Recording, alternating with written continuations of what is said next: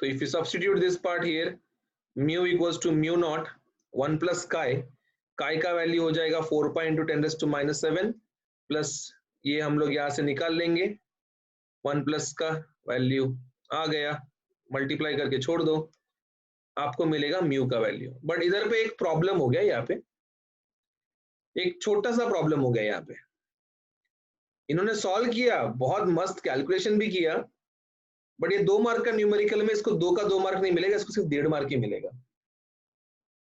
The reason is last में unit लिखना भूल गए। Getting it? एंड म्यू और म्यू नॉट इन दोनों का यूनिट होता है, म्यू आर का यूनिट नहीं होता है। तो म्यू और म्यू नॉट का यूनिट बहुत कम लोग को आता है एक्चुअली 12th स्टैंडर्ड में भी। Yes, anyone can tell me mu का यूनिट क्या है? कोई बता सकता है? Tesla metre per ampere. क्या बात है, very good. The unit is tesla metre per ampere, या फिर you can write it as weber per metre per ampere.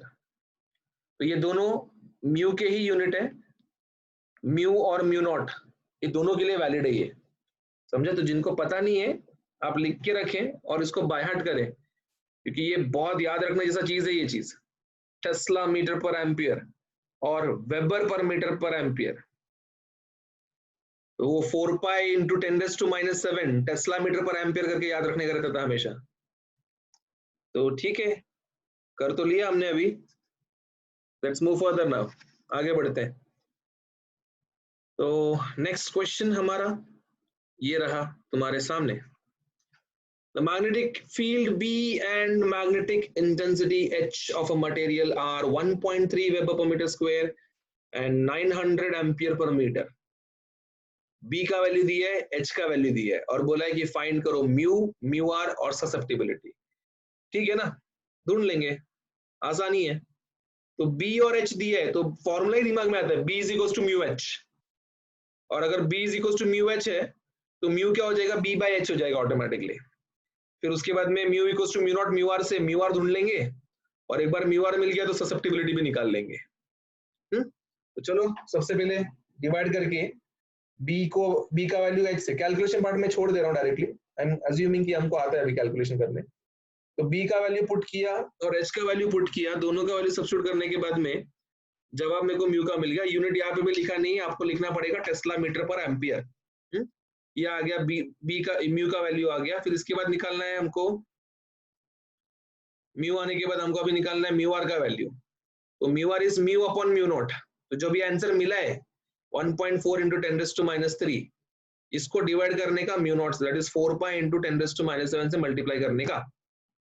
The moment तुम इसको मल्टीप्लाई करोगे, डिवाइड करोगे, मल्टीप्लीकेशन करोगे, सिंपली जो भी है कैलकुलेट करना है, आपको मिल जाएगा म्यू आर का वैल्यू।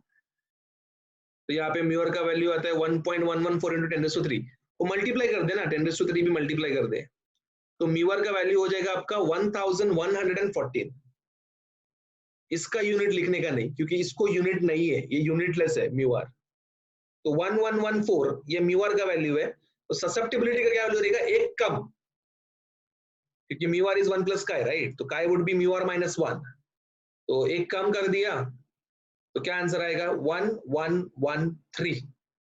एंड ससेप्टिबिलिटी भी यूनिटलेस है, तो इधर पे भी यूनिट लिखने का नहीं। समझ में आ गया?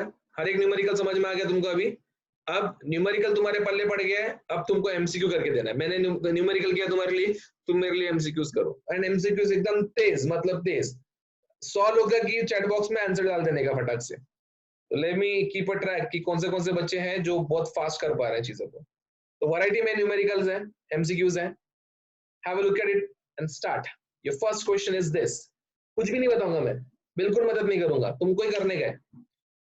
द मैग्नेटिक इंटेंसिटी H दिया है, B दिया है, परमियाबिलिटी पूछा है, जो जस्ट अभी न्यूमेरिकल में किया था वापस से करना है तुमको।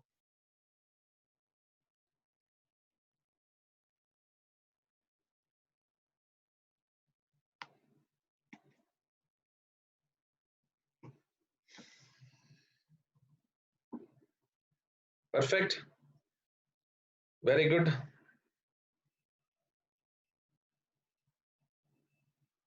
सी आएगा उसका आंसर, और क्या रहेगा, वही तो आने वाला है।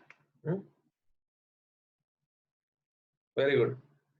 चलो नेक्स्ट,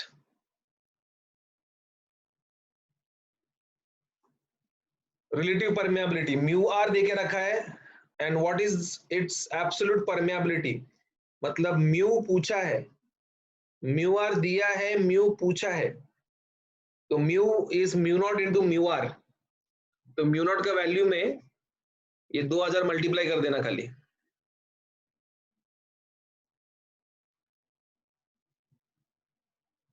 वेरी गुड,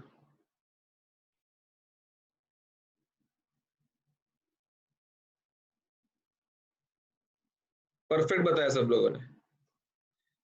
कैलकुलेशन भी एकदम बेसिक है रे, इतना कुछ ज्यादा दिल पे लेने का नहीं है। पाई उधर ऑप्शन में इन टर्म्स ऑफ पाई है, तो पाई को सब्स्टिट्यूट करके मत ढूंढो जबरदस्ती।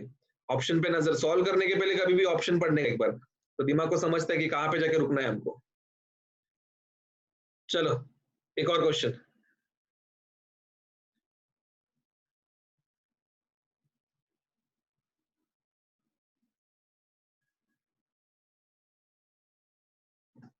क्यूब है, ठीक है, there is a cube, cube मतलब समझ जाएगा ना तुमको, वॉल्यूम का formula would be L cube, और लेंथ दिया है 1 माइक्रोमीटर, दैट इज 1 इंटू 10⁻⁶। तो ये माइक्रोमीटर को क्यूब करना पड़ेगा, बिकॉज वॉल्यूम निकालना है आपको, तो वॉल्यूम का फॉर्मूला इज एल क्यूब, तो 10⁻⁶ का क्यूब 10⁻18 हो जाएगा। एंड यहाँ पे क्या दिया है, magnetic dipole moment 5 into 10⁻12 ampere metre square करके दिया है। What is the intensity of magnetization, MZ ढूंढना है आपको, एमजेड।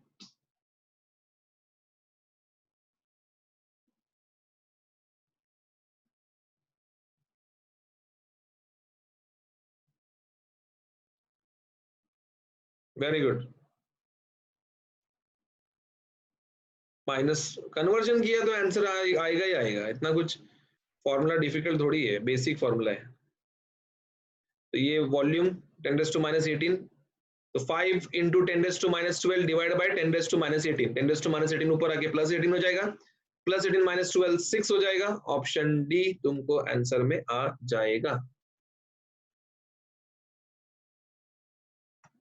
या okay, curies law, susceptibility is inversely proportional to temperature, absolute temperature, temperature हमेशा केल्विन में होना चाहिए, डिग्री सेल्सियस में दिया रहेगा तो भी केल्विन में होना चाहिए।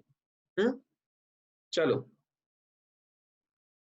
बताइए जनाब, क्या जवाब होना चाहिए। रिलेटिव परमेबिलिटी म्यू आर देके रखा है 4000, काय का वैल्यू पूछा है, फ्लॉलेस, वेरी गुड, परफेक्ट, एक भी बच्चे ने गलत नहीं दिया, परफेक्ट, दिमाग में फॉर्मूला बिठ गया, मतलब कम कर देना एक खाली उसमें से 4000 में से। चलो ये वाला करो अभी, मस्त है ये वाला क्वेश्चन। इन्होंने बोला है कि काय1 कुछ तो काय है जब T1 का वैल्यू 127 डिग्री सेल्सियस है, भाई चलता नहीं ऐसे सब डिग्री सेल्सियस, तो कन्वर्ट करेंगे इसको 127 + 273 400 केल्विन। तो ये T1 के बारे में हो गया। फिर वो बोल रहा है कि K2 थोड़ी देर के बाद में, टेम्परेचर के बाद में हाफ हो गया, तो T2 क्या होएगा। अब मैं तो डायरेक्टली करूंगा भाई, मैं तो बिंदास डायरेक्टली करूंगा, मैं बोल रहा हूँ इसका आंसर आएगा 800 केल्विन। तुम डिवाइड करो K1 upon K2 equals to T2 upon T1 करो, तुमको जवाब मिलेगा।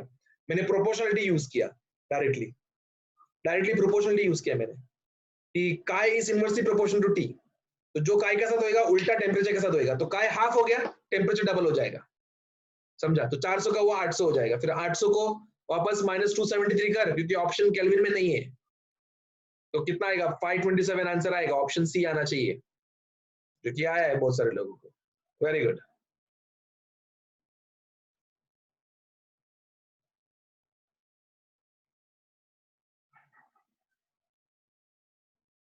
Clear.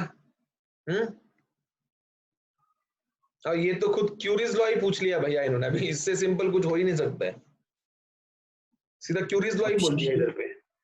It would be option B itself. Yeah, perfect.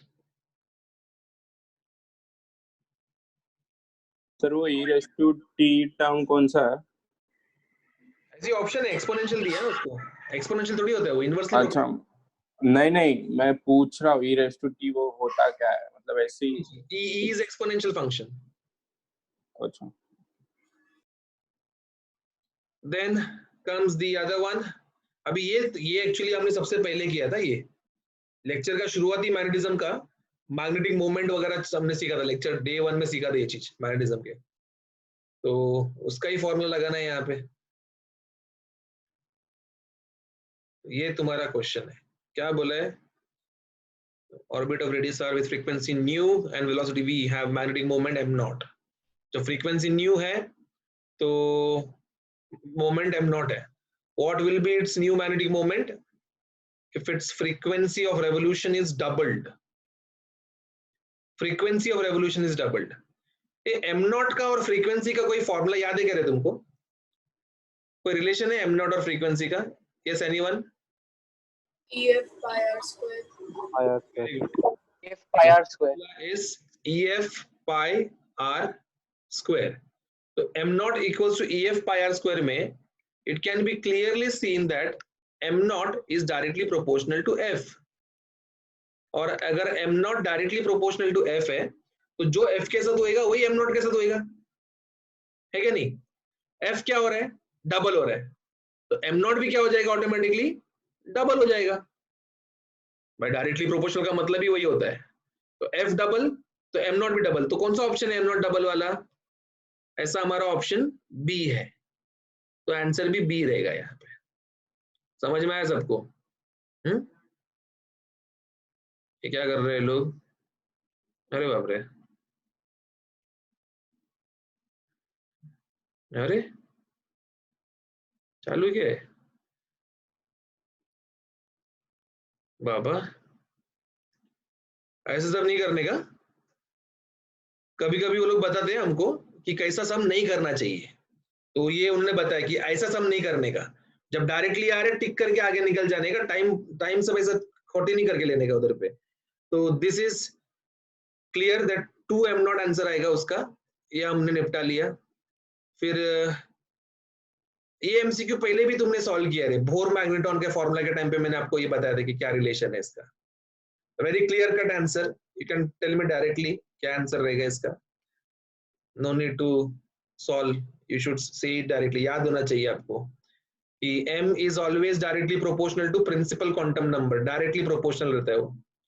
ये हमने किया था, एमसीक्यू भी किया था, ये सेम क्वेश्चन आया था एक्चुअली, कोई बात नहीं, वापस से रिपीट हो गया है, नेवर माइंड। चलो लास्ट एमसीक्यू तुम्हारा।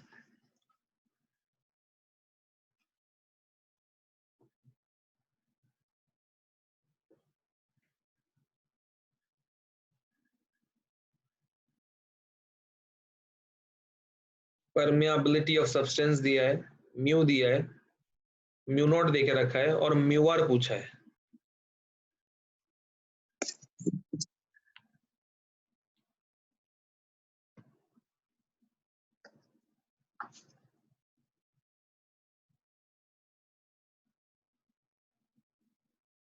Okay, here comes the answer to everyone. Perfect, very good.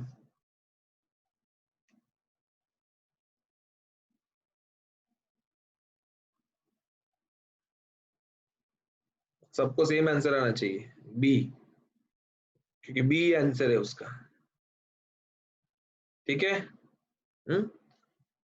So that's it for this lecture everyone, इतना काफी था आज के लिए।